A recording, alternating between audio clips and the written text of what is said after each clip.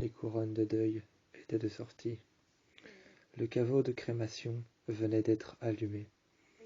Plus loin, plusieurs berlines arrivaient. Plusieurs berlines noires arrivaient de plus en plus. Les couronnes de deuil étaient de sortie, posées sur le cercueil, sur le coin, en bas d'un arbre qui venait de brûler.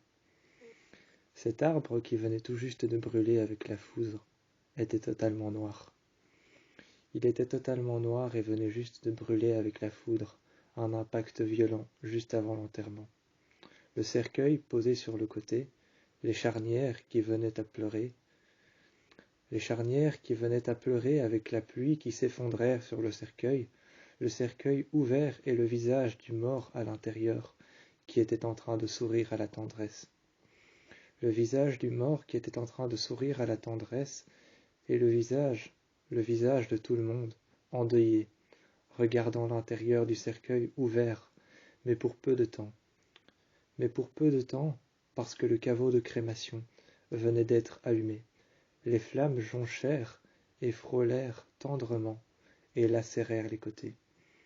Elles lacérèrent, frôlèrent et jonchèrent les côtés en métal du caveau de crémation. On pouvait entendre le crépitement du bois et du feu qu'il y avait dans le caveau de crémation. Tout le monde se tournèrent alors vers les flammes.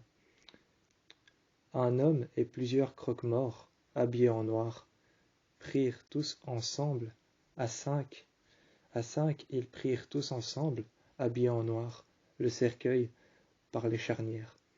Par les charnières, ils prirent tous le cercueil, les charnières en or, qui se frottèrent très légèrement à chaque petite goutte de pluie. Quand le cercueil est arrivé à la surface, il y avait une ombre sinueuse et perfide.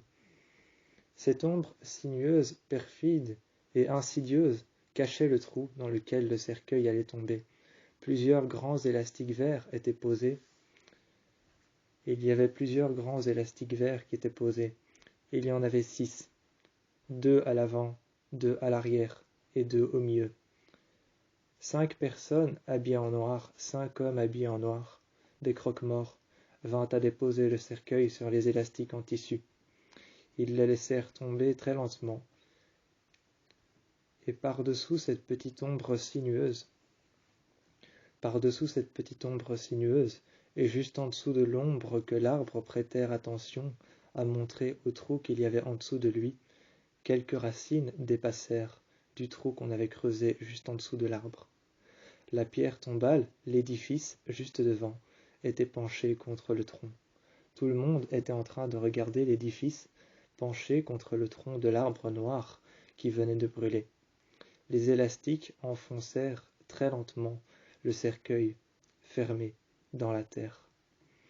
Quand les élastiques qui eurent fini leur travail et que le cercueil toucha le fin fond de la terre, l'édifice fut remis droit. Les visages étaient en deuil, les couronnes de deuil étaient sorties. Le caveau de crémation venait d'être fermé. Le prêtre récita alors un verset et un passage de la Bible, faisant le signe de croix avec ses mains,